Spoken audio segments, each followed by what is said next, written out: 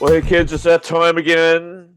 Time where we say welcome to Rimshots with Sean, brought to you by Barstools and Bandtalk on the Rock Rage Radio Network. And I have return guest. This is the third time. My friend Christina Avila from Connecticut, Yep. and she tells me they're getting some crappy weather, which I can relate because we're getting that here in Halifax too. So, Christina, how you doing? Doing okay. How are you? Oh, plugging away, plugging away. Like I said, just trying to reset my stopwatch here so I get this right. There we go. Um, Trying to still wrestle with the fact that I spent a week in Cuba and the weather was beautiful, and I've come back here a month later and still haven't get any good weather. So that's what I've been dealing with. Mm, So, what's been going on with you? I've been seeing some stuff. You've got some new artists that you're working with. yeah. Wow, where do I begin? Uh, there's a really cool Connecticut-based blues rock recording artist. Their names are the Name Droppers. Yeah, know them well. And Bobby Torello has toured with Edgar and Johnny Winter. He did an interview on another radio show with two well-known DJs in Connecticut. And he's been all over. He's done Nashville drum shows. He's been to NAMM. He's well known. And his bass player performed with David Letterman and Jay Leno. And their guitar player and their keyboardist started playing with a well-known musician in Fairfield, Connecticut. But I guess he's well known. His name was Charlie Karp. And my fiance, my daughter, and I have seen them with touring with doing shows with Walter Trout, blues rock legend, twice. Um, they have a CD coming out in the summer called Cool Blue Shoes, and I've been working with them for months, and I'm just having fun. I'm learning something from them. They're learning something from me. There's a new band from the Netherlands, well, two. One is a melodic hard rock band called Maestro. And then there's a hard rock band called RVH Project. And the music overseas, as you know, it's amazing. And Yep. the way they treat their promoters, publishers like myself is so different than here. I mean, I'm not saying that the musicians here in the United States are all, negative, but there are some, I'm sure, like you've seen, it's almost like babysitting. Yeah, I'll say it. The good ones are great to deal with. The Yes. problems are, it's just a different vibe. It's tough, I guess, for me personally when I'm dealing with somebody and they're local and they want to be difficult, and then I deal with a Russ Ballard who's written songs for Kiss and Ace Frehley and all these guys, and he's just an absolute sweetheart. And how Hmm. do I go? Okay, I'm going to put up with the bad behavior from the band in my circle versus here's an absolute legend and he's being a total pro, and so that's one of the things. I think my personal opinion is a lot of bands kind of have to really learn how it works Right. because my dear grandmother used to say you meet the same people on the way up as you do on the way down, uh, Exactly. and always be cognizant of that. So I feel your pain. I love the Netherlands thing. I love those bands. Those European bands seem to have their thing together. They everything from their tunes to their promotion to everything they do is great. Hmm. So Definitely. how'd you get connected with them? I just heard their music and I reached out and I said, "Do you guys need someone to help you?" And they said, "Yes." So there's a really cool band from Italy. Believe it or not, the end of June, they're opening up for they're playing at the Whiskey A Go Go. Their name are Scanners. I'm going to send you their website. Yeah. Oh my gosh, they've been around for over 42 years or so. And the lead singer just has this vocal cord. Wow. Blows me away. Who okay, so you said they're playing the whiskey. Yeah, the end of June. They're Who's playing with Stonebreed, Los Angeles hard rock band. Oh, that's my And friend Carlos. yeah, Yeah, I started working with them a little while ago. yeah. And I've been doing, work with them. They have a show coming up on Sunday. I've been advertising for them too. And I would love to go to the Whiskey A Go-Go. The problem is I injured myself. Oh, So I'm in a boot. I can walk around the house, barefoot. I have to wear a boot when I go out. Just can't do anything when it's raining. I can't get the boot wet. But if I do go out, at least I can come back, take the boot off, and walk around barefoot. yeah, yeah. Well, I'm able. you never know. You can get on a plane with a boot. Well, slowly I'm going to be transitioning into a sneaker. I'm going to start physical therapy in a couple of weeks. Thank goodness, though, no surgery. Well, So, but that's a great previous, thing. yeah, previous to this, my daughter and I were walking and walking. At least I can go out if it's not raining. I mean, if it's downpouring and I come back, I just take the boot off. Yep, I can climb up my stairs now to go to sleep in my own room. I hadn't done that in a month. Um, the little things I'm learning that we take for granted. absolutely. You said something uh, 30 or 40 seconds ago, and people sometimes get annoyed at me when I say this, but it's the whole thing in networking. So we mentioned Stonebreed. So you know Carlos, I know Carlos. You're in Connecticut. I'm in Halifax, Nova Scotia. Carlos books for the Whiskey A Go Go. Right. We've never met face to face, yet we all know each other and we all talk. And just talk a little bit for a minute about, I guess, the power of networking, because I don't really think that resonates with people. Um, wow. I mean, it can be difficult for me too because I get nervous asking questions, but I Yep. feel like I was brought up always ask a question, no matter how dumb it is. Just keep on asking. Um, it's hard to always connect with the right people, but once you do, some people it might take a while to kind of get to know, and some you just connect with right away. Mhm. I've learned when you're connecting with musicians, ask them about what do you like to eat? What kind of sport do you like? Yep. Where'd you grow up? Not really treat them as musicians, but treat them like regular people. I've made that mistake several times. And now that I'm learning and I'm growing, um, just treat them like regular people. And some might kind of be shy, might not want to say much to you, but eventually they'll get to know you and you get to know them. Um, so that's a great way to connect with people. Just treat them like regular people. I think sometimes so people get hung up because they get focused on that one person they want to meet and they only focus on that one person. And Right. what I've always done is, yeah, I'll focus on that one person, but I'm talking to several others so that there's always momentum going on all around me. So that when I finally do get a hold of that person, it's great and I can have the conversation. But I didn't stop the whole train waiting on that person to get back to me. And I think people miss, they miss that fact. The other thing that I think people miss is that, if you're trying to get a hold of an A-lister, the only difference between an A-lister and you is their circumstance and their gig. Really, they're just nice people that happen to do something at a higher level than maybe what you're doing. And but if you approach it the right way, you can get there by being around them and getting to know them. Right, saying hello, saying how are you? How's your day? I got to meet Mike Tramp twice. Yeah, And the first time I met him, he did a solo show. The second time he did a show acoustic with John Corabi. And of course John Corabi sitting right next to me while Mike was performing and I was so nervous. Here was this big shot sitting next to me. yeah, And when he was performing, I was taking videos, I was taking pictures. And then Mike went on. And I thought, oh yeah, Mike won't remember me when it's time to get in line to say hello to him.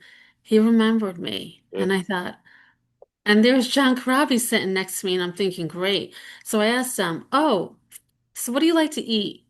And in between listening to Mike, we were talking about Italian food.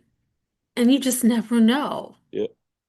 I mean, it seems like food and sports, even if you don't like sports, there's always a way to kind of because there are some musicians here in Connecticut that are pretty well known or touring with big well bands. And I've said, oh, you're touring with this, you're playing with that band, and they've walked away. Yeah. Now, I know sometimes some people, and I'm guilty of not having communication skills. Something that I've had to learn over the years is you develop a communication, whether it's small, whether it's big. Communication is big. Honesty, respect. But like you said, sometimes musicians, myself too, we're so gung ho on what we do that we forget that we're just regular people. Yep. Um, and that's right. And I mean, I grew up in the hockey world as well as the music world. And, you know, I've been let down on several occasions by meeting, an NHL player where, they're kind of coached a certain way to handle the crowd. Like they're the way that, and any, I guess any pro sport person would be like this, but basically they're taught that somebody always wants something from them. So it's always an arm length thing, right? Like you never get too close to them. And musicians sometimes are like that, but I find with pros, they understand that they were in the same position as Right, somebody else might be. So therefore, they do want to get to know people and maybe give them some pointers and those types of things. Um, but I always find it's never the heavy hitters that you have the problems with. It's always the lower level ones that you're sitting there going, really, like, why are you being like that? You know what I mean? It's just I exactly. don't know why that is, but it's I think it's a self-image thing. I think they maybe see themselves a little bigger than what they are, or want to see Right. themselves a little bigger. So it's too bad, but um, so I see, and I want to thank you for all the help you've been giving both myself and Michelle. You're It welcome. doesn't go unnoticed. Thank Um, you. and I know sometimes that anybody can feel like they're giving somebody a hand and it doesn't go unnoticed. And I know what it's like to have things go unnoticed. So I wanted to get that out there.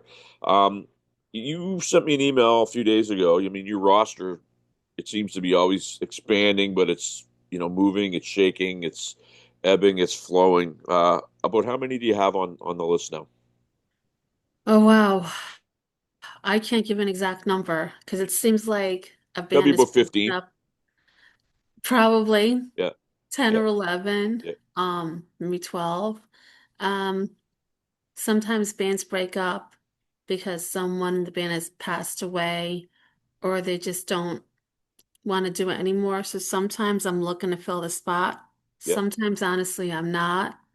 Um, with my injury and because I'm home, I'm trying to keep myself busy. My doctor said to me, "You got to keep your mind busy." But now it's great because I can go upstairs and organize my room, do things like that.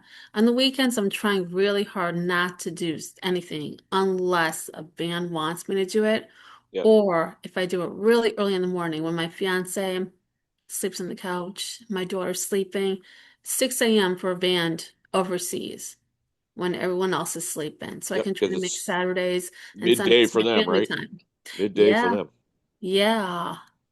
I Um, also know, oh, not to interrupt no, you. no, I noticed though, there are some musicians, not only locally, but there's some, here in Connecticut, that when someone well known is playing, there's always that group, and I'm sure you've seen it too.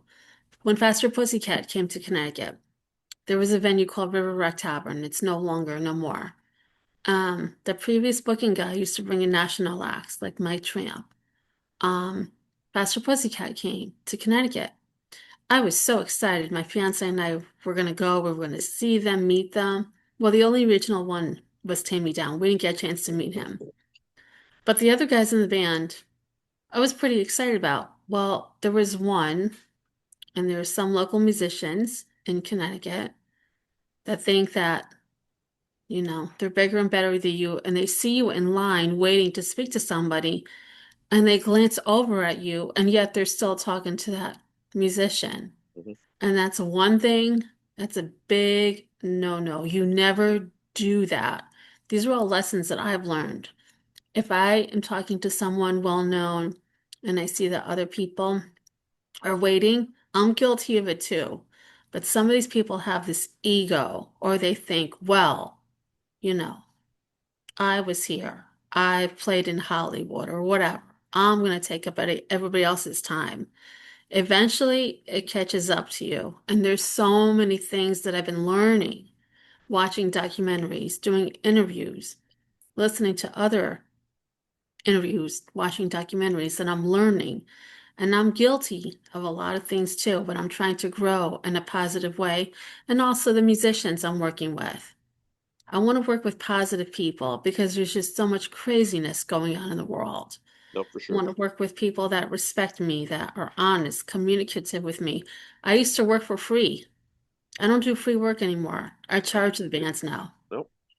Um, and I think that that is the proper thing because for a very long time, um, I did the same thing. But the exposure play really only goes so far. And one of the things that really used to irk me was when somebody would ask me to do a promotion for them and they'd want it for free, but then they take a sponsored ad on a social media platform. And I just said, you know what? If you're going to do sponsored ads, that's your play. Right. I'm not going to do it because, it basically says you have more confidence in that, and you're just looking for. The other thing too is if there's a bunch of music sites that are all free and somebody posts the same post and all of them and all of them combined don't have the reach that you do on your own. That's another tell. Um, Hmm. we do a thing on Barstools. It's called etiquette, and it started out with somebody having an issue that they weren't comfortable bringing it up, but they wanted to bring the story up with this is how you properly do it. Um, so what you're talking about would be etiquette. Um, Yes. it's an etiquette thing, right?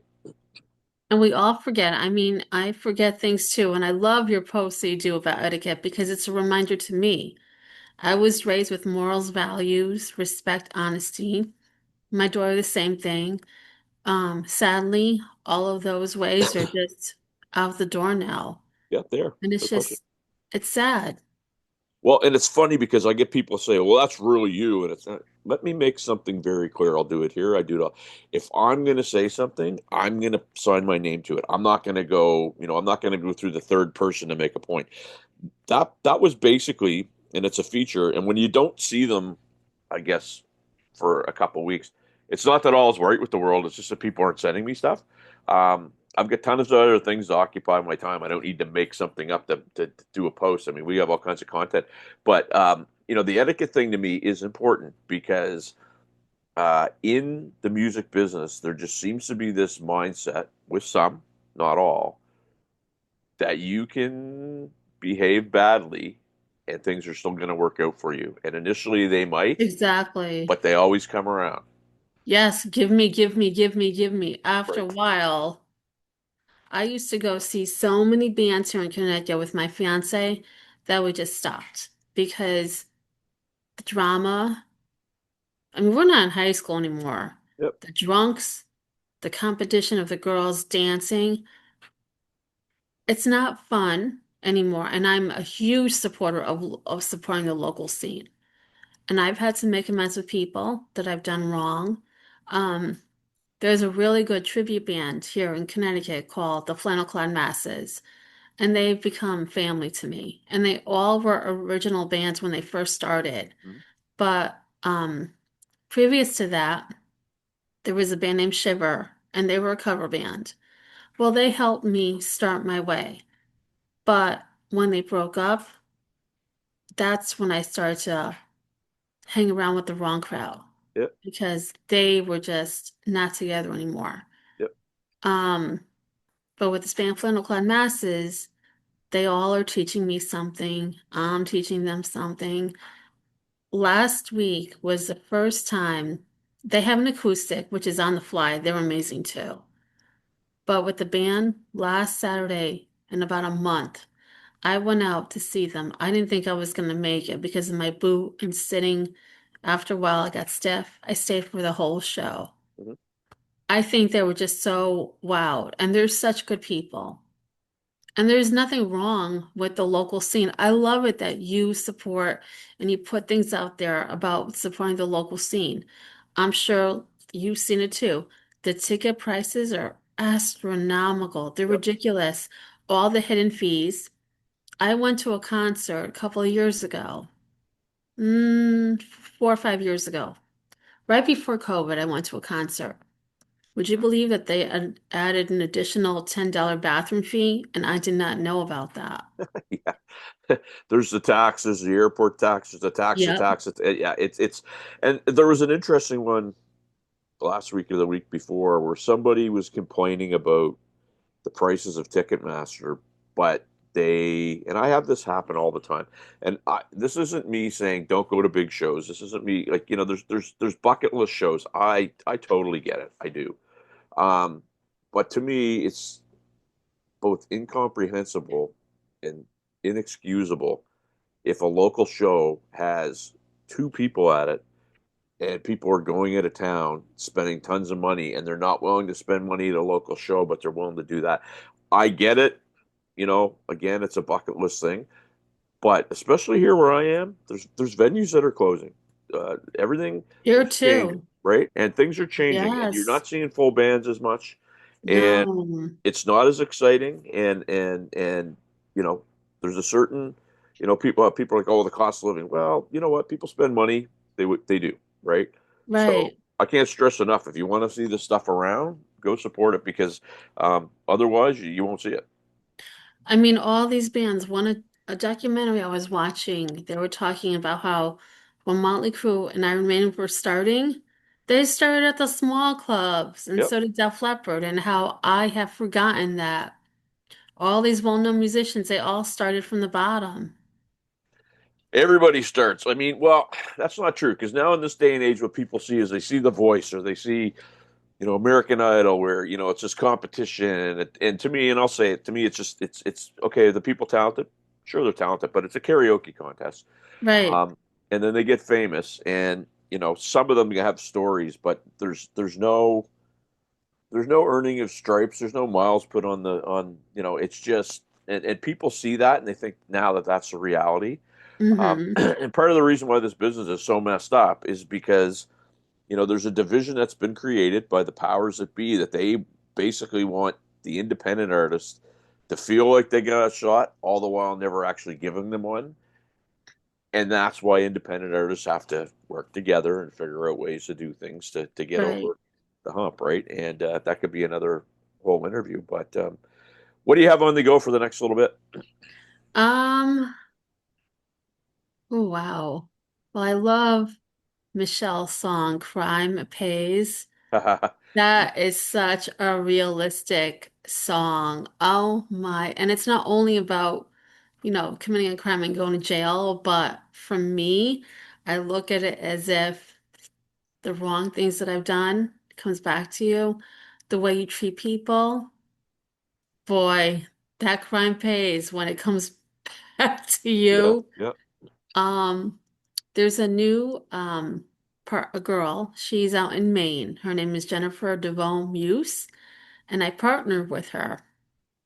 And she sent me a bunch of dates for musicians to do interviews. She does interviews with all kinds of people, not just musicians, but artists, writers, all kinds of people. So I connected with her and she sent me a bunch of dates and filled up a lot of the spots. You and Michelle are included also, which I'm so excited about. Oh, cool. I didn't even Um, know about that, so thank you. yeah, she does them on Fridays, and depending on where you live, it's 9 o'clock our time. Yeah. It'll be 10 o'clock your time, 6 o'clock um, Pacific Standard Time. And what she does also is if there's a band that's overseas, she'll try to do it on her days off and Oh, nice. pre-record, and then she'll air it that Friday or something. She's really interesting because, like yourself, she's been in the industry for a long time. She knows the good, the bad, the ugly. One of my favorite country western movies of all time. Yeah, Oh yeah, I'm such an old school. I love country yeah, westerns. absolutely. Couldn't tell. And believe it or not, I went to see this band, the Name Droppers. And one of the guys in the band said to me, "Oh, you're such a heavy metal girl." I said, "Actually, no, my favorite genre of music is Motown." You? I said, "Yeah, me, Motown." Oh my gosh, there's so much about Motown that I didn't even know. Yep. And it's just, maybe it's because that era, of all the positive music. Um, but yeah, that's something new that I've been doing, and she's amazing. She's very kind. She's got a good heart. Um, I'm a basketball girl, so my Knicks are playing tonight. Oh yes, the playoffs. Yep, Yeah, and baseball. I'm a Yankee and Met fan, and then there's football in September. My New York Giants, and go okay, Sean, Giants. laugh at me all you want. No, I'm, I'm a Giants fan, big time. I'm a wrestler fan. I like wrestling too, so. Uh, But Raw has changed so much because Vince McMahon sold it, and yeah. now another company has it, and it's boring. Mm, It's not fun anymore. Raw, I guess, is owned by Triple H. He's a CEO. And then SmackDown, the CEO is The Rock, but it's owned by TKO. And they're, I guess, like a record label, booking agency, entertainment agency. mm, So wrestling now, it used to be you would wait for the exciting storyline. It's not fun. It's not entertaining, but it's nice to see like The Undertaker is one of my favorites. John Cena now is a bad guy, but he's going to be retiring the end of this year. yeah. To see the ones I grew up with come back, that's what draws me to watch it again. Well, and I will say this, I'll end with this. So The Rock, his father, Rocky Johnson, was from Amherst, Nova Scotia, which is on the border of Nova Scotia and New Brunswick. Wow. And he has passed away, but The Rock has been here before. And how that guy inconspicuously moves around a town of about 30,000 people, I don't know, but he's done it. So there you go. Wow. I want to thank you for this. Thank you Uh, so much, Thanks a lot for your Sean. continued support and keep sending us whatever it is we need to push. And yeah, we're back after this. Thank you so much, Sean. Thank you. Anything that you and Michelle need that you want me to promote for you, advertise, definitely keep me posted because my list is shrinking, and that's okay. But It's always okay. for the Thanks, good people, Christina.